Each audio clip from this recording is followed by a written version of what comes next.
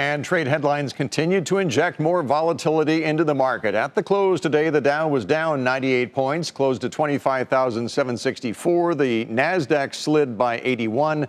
The S&P was down 16, and the Dow registered its first 4-week losing streak in 3 years.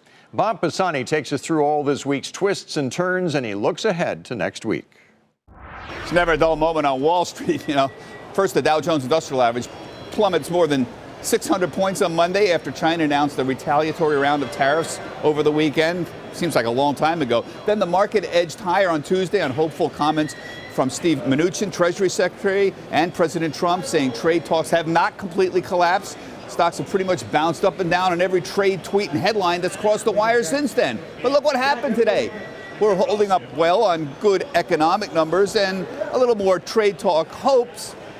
Just prior to the open at 8:30, word came out that the White House was officially delaying the tariffs on European auto imports. That's good news. Then after the open, we rose more on reports the White House could lift those steel and aluminum import tariffs from Canada and Mexico. That was confirmed.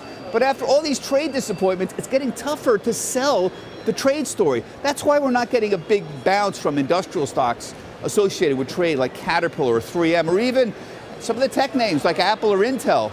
Intel's had an awful month so far. One other trade-sensitive group that's had an awful week is retailers. They finally got a modest lift, but names like Macy's and Kohl's, they're still down 2 to 4% this week. Gap's down 8%. Next week's going to be another very busy one. We'll get earnings from retailers like Home Depot and Lowe's and Best Buy. Any commentary on China or tariffs could be key. Foot Locker is a big one. 70% of U.S. footwear is imported from China. 70%. For Nightly Business Report, I'm Bob Pisani at the New York Stock Exchange.